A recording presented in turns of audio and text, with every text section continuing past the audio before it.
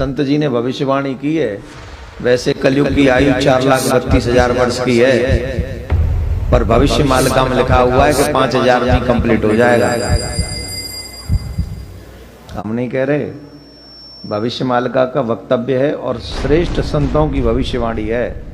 तो आप शॉर्ट में अगर समझना चाहते तो इतना समझ लो, 2025, 2026, 2027 ये 3 साल पूरे विश्व की मानवता के लिए डेंजरस टू डेंजर है। तो शास्त्रों में ये इस तरह से समझाई गई है कि ये कभी भी खत्म हो सकता है, कभी, और आजकल के कभी नहीं, 2032 तक अंत होना है जरूर। इसमें कोई, सुनिए, इसमें कोई प्रॉब्लम नहीं, ये पूरा होगा। इसके लिए समय निश्चित है, इसके लिए सब इंतजाम भगवान कर चुके हैं। 33 करोड़ भारत से और 31 करोड़ विदेश से बचेंगे, मालिका में लिखा है। तो क्या सब त्रिसंध्या करते रहेंगे, सब श्रीमद् भागवत महापुराण पढ़ते रहेंगे, सब माधव नाम जपते रहेंगे? तो ऐसा नहीं है। जो सत्य, प्रेम, दया, क्षमा, शांति की राह पे रहेगा वो भी सत्य में प्रवेश करेगा। लेकिन जो त्रिसंध्या करेगा वो बहुत विशेष हो जाएगा।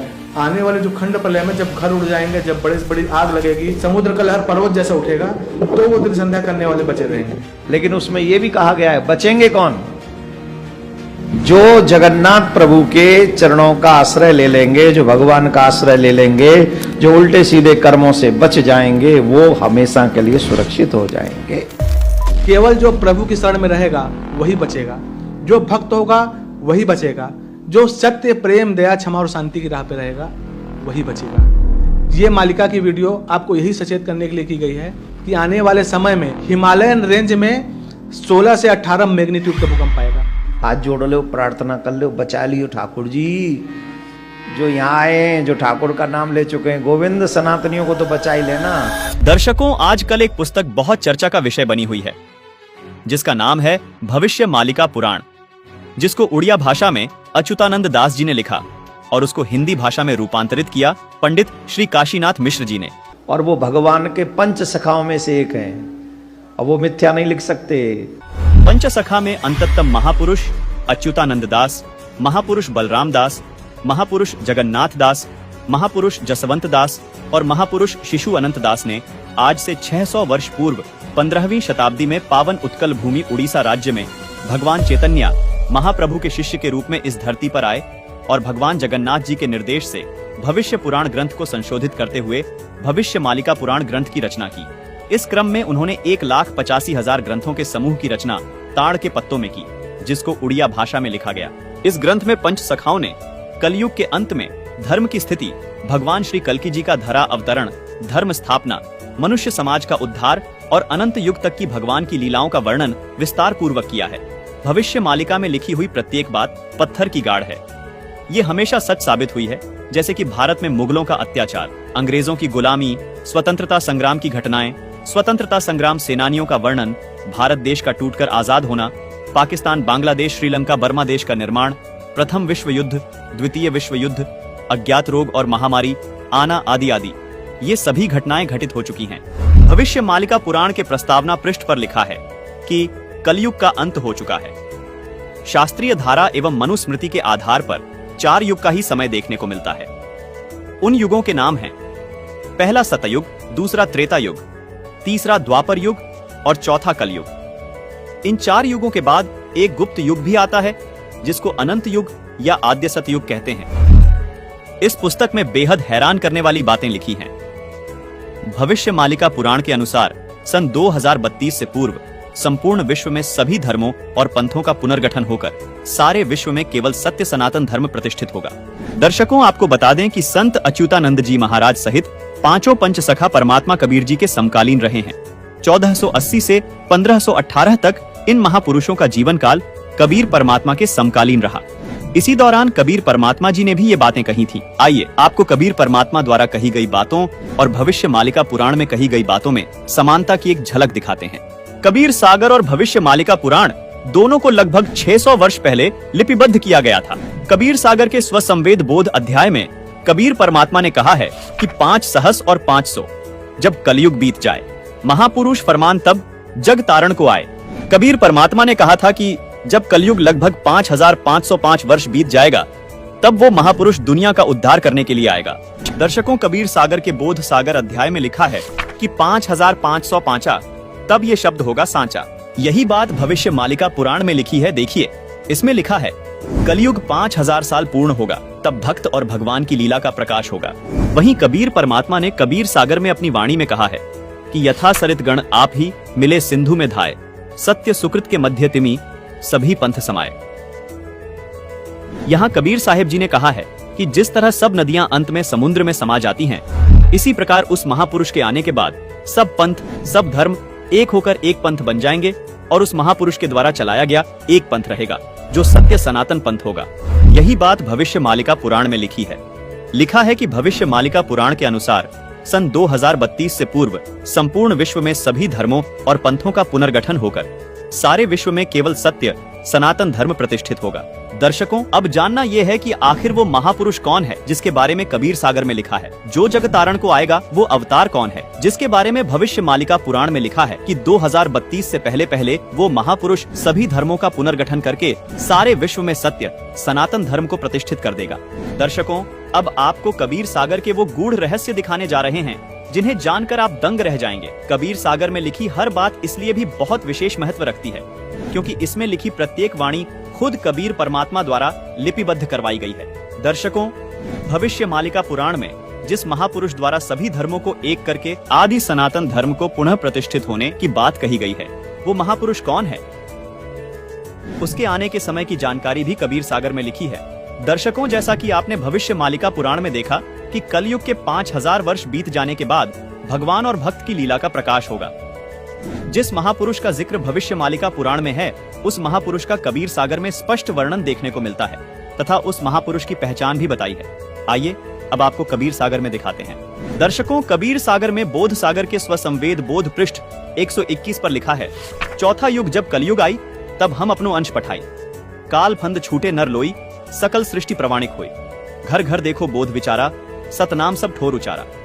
5505 तब ये वचन होगा सांचा, कलयुग बीत जाए जब एता, सब जीव परम पुरुष पद चेता। जिसका भावार्थ ये है कि जब चौथा युग यानी कलयुग आएगा, वह कलयुग 5505 वर्ष बीत जाएगा, तब परमात्मा अपने ज्ञान का प्रकाश करने के लिए इस धरा पर आएंगे। वह सब जीव उनके अद्भुत ज्ञान को सुनकर पूर्ण परमात्मा की भक्ति करेंगे, यानी सतनाम का जाप करेंगे। अब दर्शकों, सवाल ये है कि वो महापुरुष जिसका जिक्र कबीर सागर और भविष्य मालिका पुराण कर रही है, वो महापुरुष कहाँ आएगा और कैसे आएगा। आइए ये भी जानते हैं कि उसकी पहचान कैसे होगी। देखिए, कबीर सागर में कबीर वाणी के बोध सागर के पृष्ठ 137 पर लिखा है कि 12वें पंथ प्रकट हुए वाणी, शब्द हमारे की निर्णय थानी, अस्थिर घर का मर्म न पावे, ये 12 पंथ हम ही को ध्यावे, 12वें पंथ हम ही चलावे, सब पंथ मेट कर एक ही पंथ चलावे। भावार्थ है कि 12वें पंथ में कबीर परमात्मा की वाणी प्रकट होगी, यानी 12वें पंथ से ही कबीर साहिब जी का यथार्थ ज्ञान प्रकट होना शुरू होगा। उसके बाद 12वें पंथ में कबीर परमात्मा ने कहा कि मैं खुद चलकर आऊंगा और इन सब पंथों को मिटाकर एक पंथ चलाऊंगा। जैसा कि भविष्य मालिका पुराण में भी प्रमाण मिलता है कि उस महापुरुष द्वारा सब धर्मों का पुनर्गठन होकर केवल एक सत्य सनातन धर्म प्रतिष्ठित हो जाएगा। दर्शकों, कबीर सागर में लिखी इन वाणियों को पढ़ने के बाद 3 सवाल और निकलकर सामने आते हैं, जिनका जवाब हम इसी कबीर सागर में खोजेंगे। सवाल नंबर 1, ये जो वाणियां बोली गई हैं, ये कब सत्य सिद्ध होंगी। सवाल नंबर 2, वो 12वां पंथ कौन सा है जिसमें चलकर खुद कबीर साहिब जी महापुरुष के रूप में आएंगे। सवाल नंबर 3, वो महापुरुष कौन है। पहला सवाल था, ये वाणियां कब सत्य सिद्ध होंगी। इसका जवाब कबीर सागर में कबीर वाणी के बोध सागर के पृष्ठ 137 पर लिखा है। देखिए, 5505 तब ये शब्द होगा सांचा, मतलब कलयुग के 5505 वर्ष बीत जाने के बाद ये वचन सत्य सिद्ध होंगे। आइए अब देखते हैं कलयुग के 5505 वर्ष कब पूरे होते हैं। कलयुग 4,32,000 वर्ष का होता है। तो अब हमें देखना यह है कि आज कलयुग कितना बीत चुका है और कलयुग के 5505 वर्ष कब पूरे होते हैं, क्योंकि कबीर साहिब जी ने भी कलयुग 5505 वर्ष बीतने को विशेष बताया है। दर्शकों, कबीर सागर में बोध सागर के स्वसंवेद बोध पृष्ठ 121 पर लिखा है, चौथा युग जब कलयुग आई, तब हम अपनो अंश पठाई, काल फंद छूटे नर लोई, सकल सृष्टि प्रवाणिक हुई, घर घर देखो बोध विचारा, सतनाम सब ठोर उचारा। 5505 तब ये वचन होगा सांचा। कलयुग बीत जाए जब एता, सब जीव परम पुरुष पद चेता। अब आपको दो पवित्र पुस्तकों से प्रमाणित करते हैं कि कलयुग के 5505 वर्ष कब पूरे हुए। दर्शकों, आपको यहाँ हम याद दिलाना चाहेंगे कि इन दोनों पुस्तकों को आदरणीय शंकराचार्य जी व पूरा हिंदू समाज प्रमाणित मानता है। पहली पुस्तक का नाम है ज्योतिर्मय ज्योतिर्मठ, जिसके संपादक, लेखक एवं संकलन करता है विष्णुदत्त शर्मा, और दूसरी पुस्तक का नाम है हिमालय तीर्थ, जिसके प्रकाशक है रणजू चक्रवर्ती। आदि शंकराचार्य की जीवनी पुस्तक में लिखा है कि आदि शंकराचार्य जी का जन्म ईशा जी से 508 वर्ष पहले हुआ था। फिर पुस्तक हिमालय तीर्थ में भविष्यवाणी की है, जो आदि शंकराचार्य जी के जन्म से पहले की है। कहा है कि आदि शंकराचार्य जी का जन्म कलयुग के 3000 वर्ष बीत जाने के बाद होगा। अब गणित की रीति से जांच करके देखते हैं कि वर्तमान में यानी सन 2024 में कलयुग कितना बीत चुका है।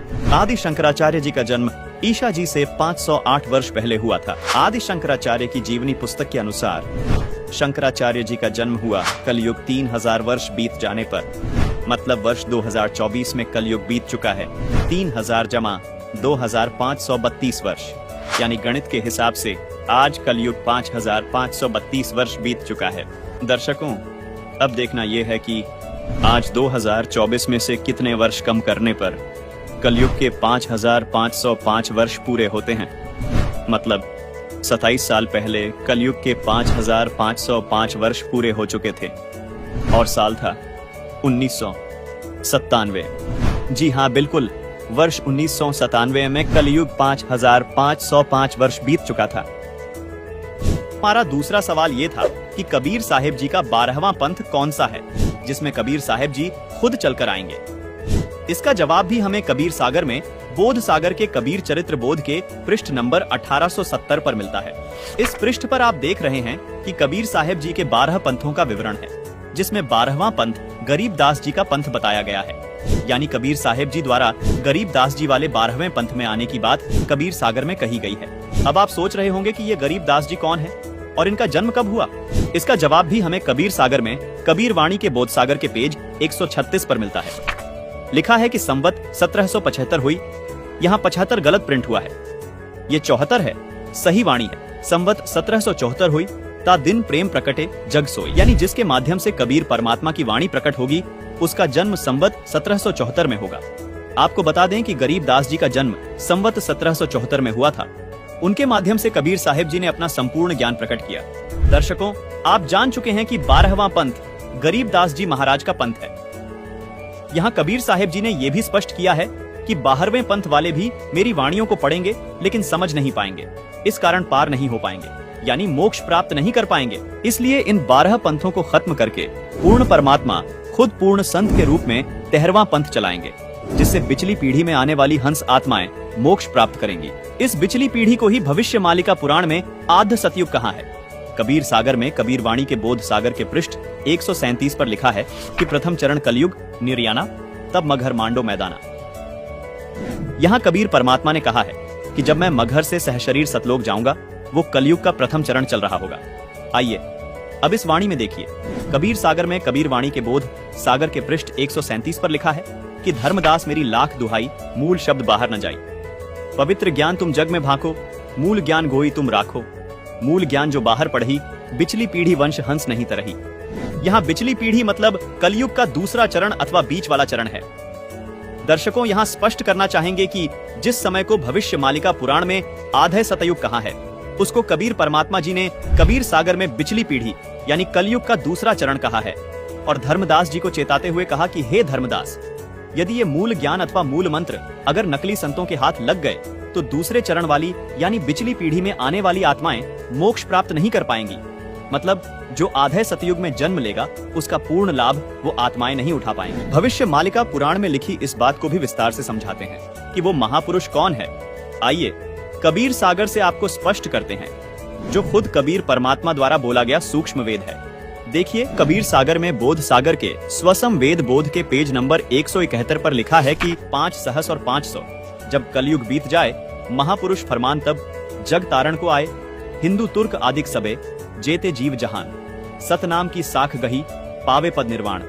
यथा सरितगण आप ही मिले सिंधु में धाय, सत सुकृत के मध्य तिमि सभी पंथ समाये। जब लग पूर्ण हुए नहीं ठीके को तिथिवार, कपट चातुरी तभी लो स्वसंवेद निराधार। सभी नारी नर शुद्ध तब जब ठीक का दिन आवन, कपट चातुरी छोड़ के शरण कबीर गहन।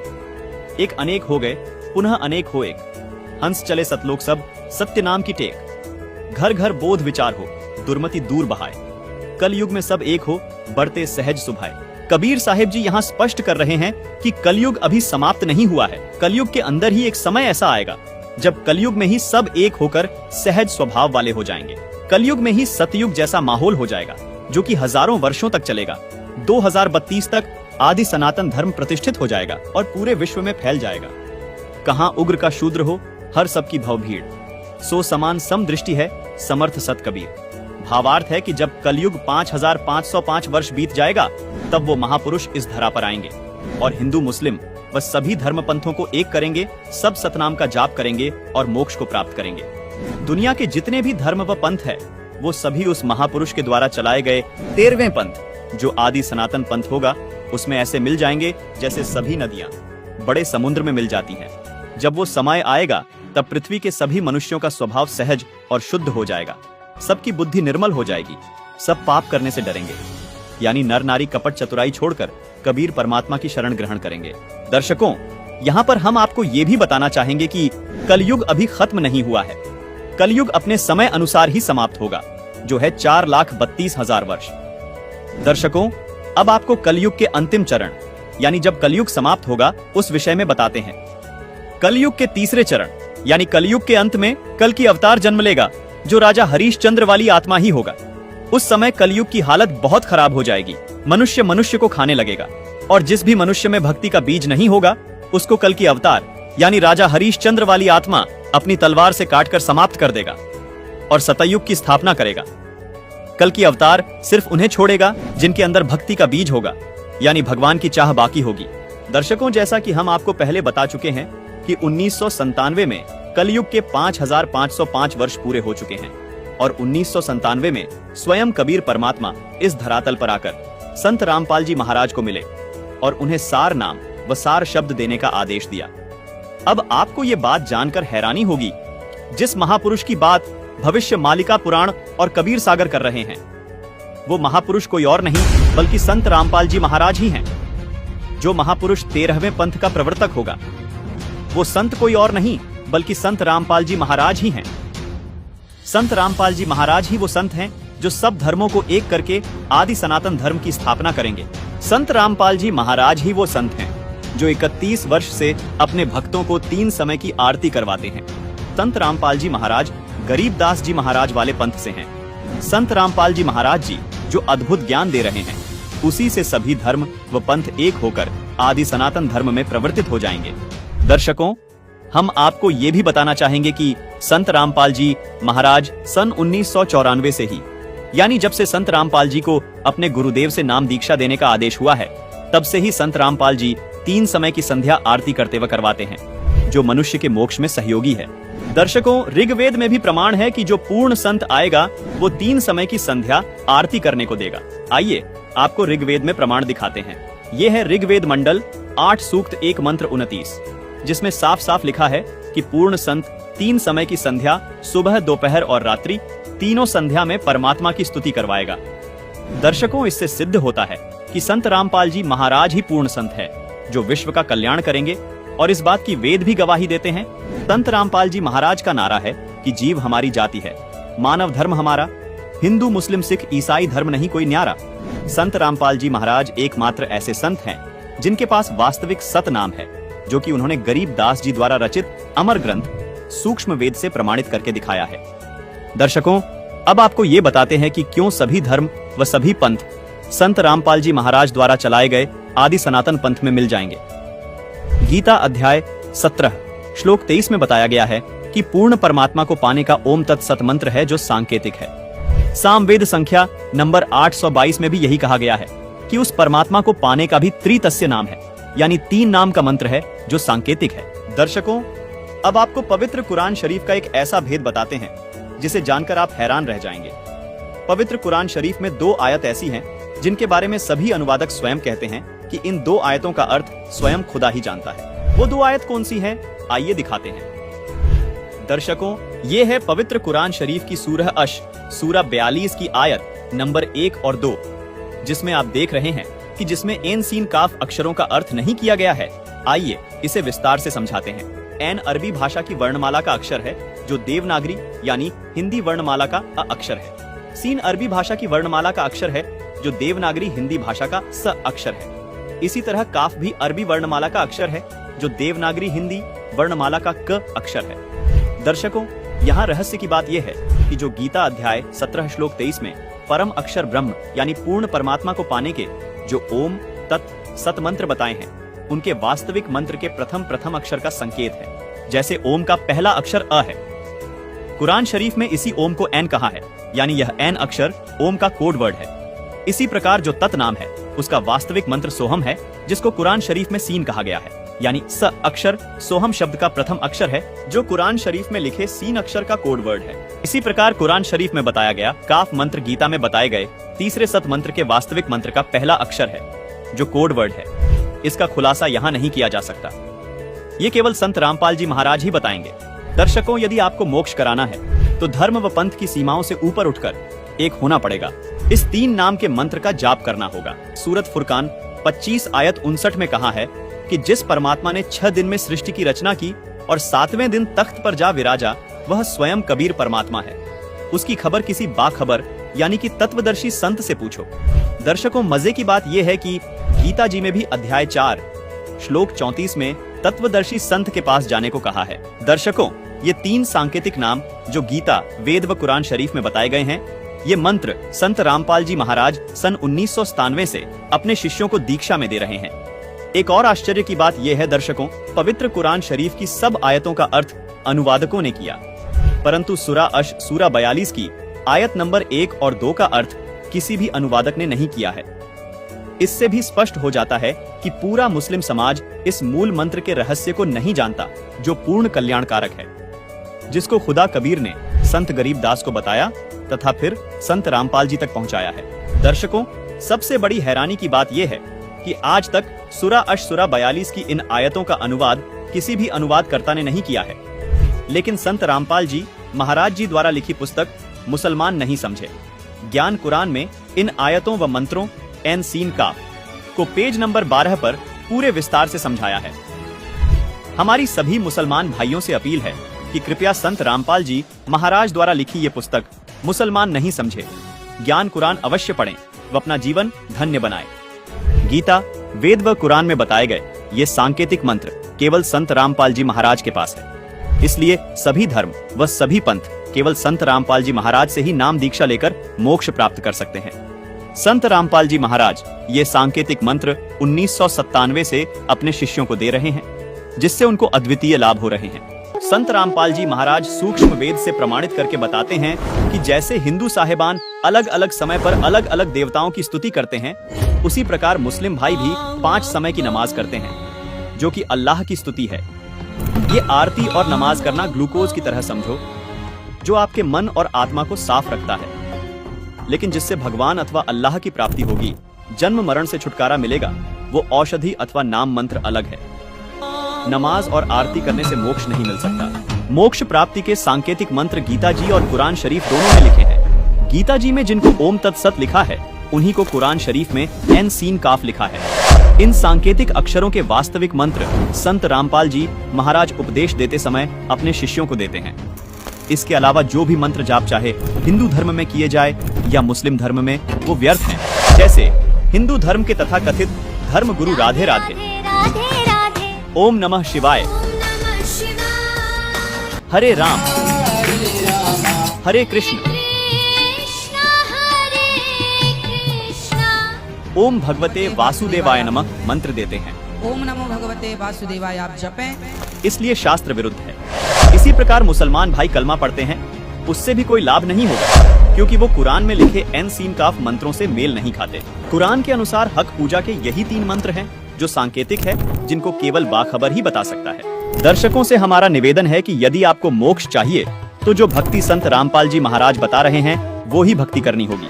क्योंकि संत रामपाल जी महाराज के अतिरिक्त कोई भी तत्वदर्शी संत अथवा बाखबर इस पृथ्वी पर नहीं है। दर्शकों, अब आपको सुप्रसिद्ध संत तुलसीदास उर्फ जय गुरुदेव मथुरा वाले बाबा की एक पुस्तक दिखाते हैं।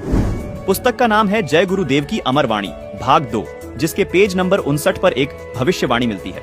बाबा जय गुरुदेव ने 28 अगस्त 1971 को एक भविष्यवाणी की थी, जिसमें बाबा जय गुरुदेव जी ने बताया कि महापुरुष का जन्म भारतवर्ष के छोटे से गांव में हो चुका है और वह व्यक्ति मानव इतिहास का सबसे महत्वपूर्ण व्यक्ति बनेगा। उसे जनता का इतना बड़ा समर्थन प्राप्त होगा कि आज तक किसी को नहीं मिला है। वह महापुरुष नए सिरे से विधान को बनाएगा और वह विश्व के संपूर्ण देशों पर लागू होगा। उसका एक झंडा होगा, उसकी एक भाषा होगी। दर्शकों, बाबा जय गुरुदेव ने 7 सितंबर 1971 को एक और भविष्यवाणी की है। देखिए, इसी पुस्तक जय गुरुदेव की अमर वाणी भाग 2 के पेज नंबर 50 पर लिखा है कि वह अवतार जिसकी लोग प्रतीक्षा कर रहे हैं वो 20 वर्ष का हो चुका है।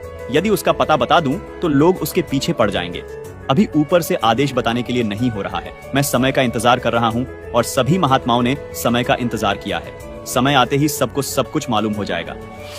दर्शकों, 7 सितंबर 1971 को 20 वर्ष का होने वाला वो महापुरुष कोई और नहीं बल्कि संत रामपाल जी महाराज ही हैं, जिनके समर्थकों की गिनती दिन रात बहुत तेजी से बढ़ती जा रही है, जिनके ज्ञान का परचम पूरे विश्व में लहराने लगा है, जो जल्द ही पूरे विश्व में स्थापित हो जाएगा। दर्शकों, अभी आपको हंगरी नाम के एक महान भविष्यवक्ता की महान भविष्यवाणी से रूबरू करवाते हैं। देखिए, हैरान कर देने वाली ये भविष्यवाणी। ये देखिएगा, यह एक पुस्तक है, एक पुरानी फटी पुरानी सी है किताब। ये देखो, युग निर्माण की सुनिश्चित संभावना, ये तो इसका नाम है, टाइटल है। लेखक है इसका बलराम सिंह परिहार, प्रकाशक है युग निर्माण योजना, गायत्री तपोभूमि मथुरा से। बस इतना ही उल्लेख है इसका, ज़्यादा आगे नहीं लिखा, ये फटा हुआ ज़्यादा है। ये देखिएगा पृष्ठ नंबर 19 पे, ये पृष्ठ नंबर 19 है। इसके पृष्ठ नंबर 19 पे यानी 19 पे क्या लिखा है कि स्वाधीनता यानी आज़ादी के 4 वर्ष बाद एक शक्तिशाली धार्मिक संस्था प्रकाश में आएगी और सारे संसार का उद्धार करेगी। उद्धारक इस संस्था का स्वामी संचालक होगा। अब यहाँ ये क्या है कि किसी एक भविष्यवाणी है, हंगरी नाम का कोई भविष्यवक्ता था, उसकी ली है इसने, अपनी पुस्तक तैयार की है, लोगों की सुना के पढ़ा के, तो इसने अपने हिसाब से इन्होंने उस पर सेट कर रखी है। इसका अर्थ ये था कि 1947 में भारत स्वतंत्र हुआ, उसके 4 वर्ष बाद दास का जन्म होया 1951 में। इसका अर्थ तो ये बनता है कि स्वाधीनता के 4 वर्ष बाद 1951 में एक संत का जन्म होगा जो धार्मिक संस्था को ऐसी बनाएगा जो पूरे विश्व का कल्याण करेगी।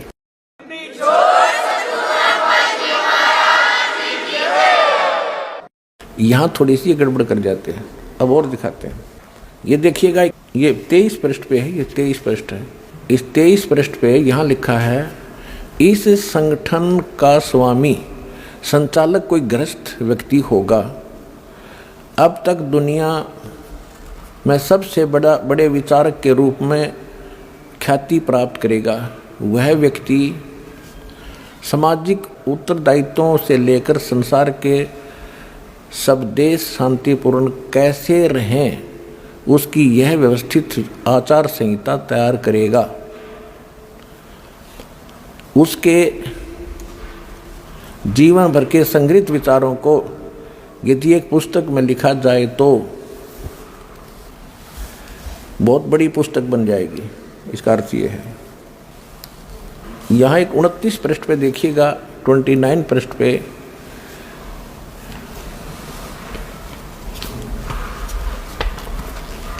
एशिया के किसी देश, संभवतः भारतवर्ष में, एक नम्र ग्रामीण परिवार में एक महान आत्मा ने जन्म ले लिया है जो एक महान आध्यात्मिक क्रांति का सूत्रपात, संचालन और नियंत्रण करेगा। इसके पीछे क्रियाशील आत्माओं की शक्ति होगी जो संसार की वर्तमान विकृत परिस्थितियों को बदल डालेंगी।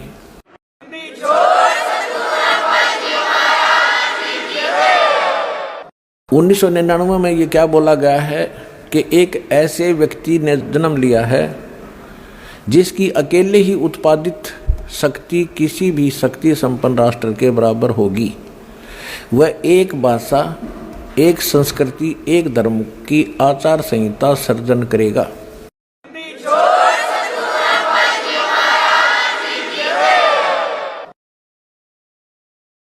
यहां देखिएगा 43 पृष्ठ पे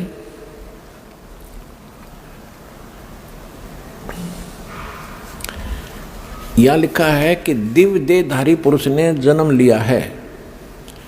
वे सबके मन में प्रसन्नता भरेंगे, दुनिया भर के कष्ट दूर करेंगे। अन्यायी और अत्याचारियों को भी वह ठीक करेंगे। रात्रि के प्रथम पहर में जब मैं प्रगाढ़ निद्रा में होता हूँ तो स्वप्न में एक दिव्य पुरुष को देखता हूँ। दिव्य व्यक्ति को किसी जलाशय के निकट बैठे हुए इस योगी के मस्तक में दोनों भौं के जहाँ मिलती हैं तो उसमें अर्ध चंद्रमा के दृश्य होते हैं। उसके बाल सफ़ेद हैं, सुब्र वेशभूषा है यानी साधारण सुंदर, वर्ण गौर है, गोरा कलर है तथा पैरों में चर्म विहीन पाहन यानी पादुकाएं हैं। बिना चमड़े की जूतियां पहनता है। आज तो हमने पूरे अनुयायियों से कोई बैन लगा रखा है कि चमड़े की जूती तुमने पहननी है, नहीं मैं तो पैरूं था कितने।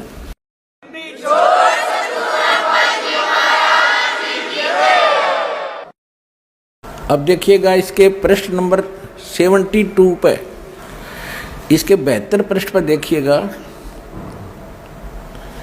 यहां लिखा है कि इतिहास के अद्वितीय महापुरुष के बारे में नॉस्ट्रेडमस ने भी कुछ संकेत दिए हैं। उसके मस्तक में चंद्रमा होगा, वेशभूषा बहुत सादी होगी यानी लाल पीले कपड़े नहीं होंगे, उसके लंगोट लंगाट बांध कर नहीं घूमेगा। 2 विवाह होंगे, 2 पुत्र होंगे, 2 पुत्रियां होंगी। अब यहाँ इसके ऊपर थोड़ा सा आपको संस्कार का भी बताऊंगा। इन संपूर्ण भविष्यवाणियों का लिंक नीचे डिस्क्रिप्शन बॉक्स में दिया गया है। दर्शकों, भविष्यवक्ता की ये भविष्यवाणी केवल संत रामपाल जी महाराज पर ही सटीक बैठती हैं, जिसमें उन्होंने कहा है कि 1951 में एक संत का जन्म होगा, जिसकी अध्यक्षता में एक धार्मिक संस्था का निर्माण होगा जो पूरे विश्व का कल्याण करेगी। साथ में ये भी साफ लिखा है कि उस संस्था का संचालक एक गृहस्थ व्यक्ति होगा, अपने अद्भुत ज्ञान की बदौलत पूरे संसार में ख्याति प्राप्त करेगा। उस महापुरुष की 4 संतान होंगी, 2 पुत्र व 2 पुत्रियां होंगी। ये सब भविष्यवाणियां सिर्फ और सिर्फ संत रामपाल जी महाराज पर खरी उतरती है। संत रामपाल जी महाराज का जन्म एक साधारण ग्रामीण परिवार में हुआ। संत रामपाल जी महाराज ही वो संत हैं जो कभी चमड़े की बनी वस्तु का इस्तेमाल नहीं करते हैं, न कभी अपने शिष्यों को करने देते हैं। भविष्यवाणी में ये भी लिखा है कि उस संत के बाल सफेद होंगे। अतः इस महान भविष्यवक्ता की भविष्यवाणी भी यही सिद्ध करती है कि वो महापुरुष कोई और नहीं, संत रामपाल जी महाराज ही हैं। दर्शकों, अब आपको राजस्थान राज्य के एक सुप्रसिद्ध संत बाबा रामदेव की भविष्यवाणी भी दिखाते हैं। ये है पुस्तक 24 प्रमाण, जिसके पेज नंबर 65 पर लिखा है कि नगर कोट नहीं, जाट कहां सी, मुखबंद होके कवि गुण गासी। यहाँ बाबा रामदेव जी कह रहे हैं कि वह महापुरुष जाट जाति में आएगा और कवि यानी कबीर परमात्मा के गुण गाएगा। संत रामपाल जी महाराज का जन्म एक किसान परिवार में जाट जाति में हुआ है। संत रामपाल जी महाराज एकमात्र ऐसे संत हैं जो कबीर देव यानी कबीर परमात्मा के गुण 1988 से संसार को सुना रहे हैं। इसी पुस्तक 24 प्रमाण के पेज नंबर 111 पर देखिए, संत रामपाल जी महाराज के बारे में एक और भविष्यवाणी की गई है। हर आसी हरियाणे तोरण, रंगरी रीत चुकासी, सुंदर खाती अगम भाषिया, झुक चौथा में होसी। यहाँ भी संत रामदेव जी अपनी वाणी में साफ साफ कह रहे हैं कि वो महापुरुष हरियाणा में आएंगे और चौथे युग यानी कलयुग में आएंगे। दर्शकों, जिस समय संत रामपाल जी महाराज का जन्म हुआ उस समय गांव धनाना जिला सोनीपत पंजाब प्रांत में था, जो बाद में 1966 में पंजाब से अलग होकर हरियाणा प्रांत का हिस्सा बना। संत रामपाल जी महाराज का जन्म 8 सितंबर 1951 को धनाना गांव में हुआ था। इसी पुस्तक 24 प्रमाण के पेज नंबर 62 पर संत रामपाल जी महाराज के बारे में एक और भविष्यवाणी की गई है। कलयुग में सतयुग अवसी, पहरा पाप रा पलटेला, सांचा संत दल में आवसी ऋषिजन साख भरेला। दर्शकों, कबीर सागर और भविष्य मालिका पुराण में लिखी भविष्यवाणी संत रामदेव जी की भविष्यवाणी से ज्यों की त्यों मेल खाती है। संत रामदेव जी भी कहते हैं कि कलयुग में ही सतयुग जैसा माहौल होगा। वो पूर्ण संत अपने आध्यात्मिक ज्ञान के जरिए बढ़ रहे पाप को खत्म कर देगा। दर्शकों, वो संत कोई और नहीं बल्कि संत रामपाल जी महाराज ही हैं। आइए आपको एक और भविष्यवाणी दिखाते हैं जो संत गरीब दास जी महाराज ने सूक्ष्म वेद के अथ असुर निकंदन रमैनी पृष्ठ नंबर 716 पर लिखी है। सदगुरु दिल्ली मंडल आयसी सूती धरनी सूम जगायसी। संत गरीब दास जी महाराज कह रहे हैं कि वो महापुरुष दिल्ली मंडल में आएगा और अज्ञान के अंधेरे में सोई हुई आत्माओं को जगाएगा। दर्शकों, गांव धनाना जिला सोनीपत हरियाणा, जहां संत रामपाल जी महाराज का जन्म हुआ, ये क्षेत्र दिल्ली मंडल में आता है। अभी आपको गुरु नानक देव जी भाई वाले वाली जन्म साखी से भी प्रमाणित करते हैं कि वो महापुरुष जो कबीर जी और नानक जी के बाद इस धरा पर आएगा, वो जाट जाति में आएगा। इन सभी भविष्यवाणियों ने भी सिद्ध कर दिया कि वो अवतार जिसकी लोग प्रतीक्षा कर रहे थे, वो कोई और नहीं, संत रामपाल जी महाराज ही हैं। दर्शकों, संत रामपाल जी महाराज के बारे में और भी बहुत से महान भविष्य वक्ताओं की भविष्यवाणियां देखने के लिए डिस्क्रिप्शन बॉक्स में इस वीडियो का लिंक डाला है। लिंक पर क्लिक करके उन सभी महत्वपूर्ण भविष्यवाणियों को भी जरूर देखें।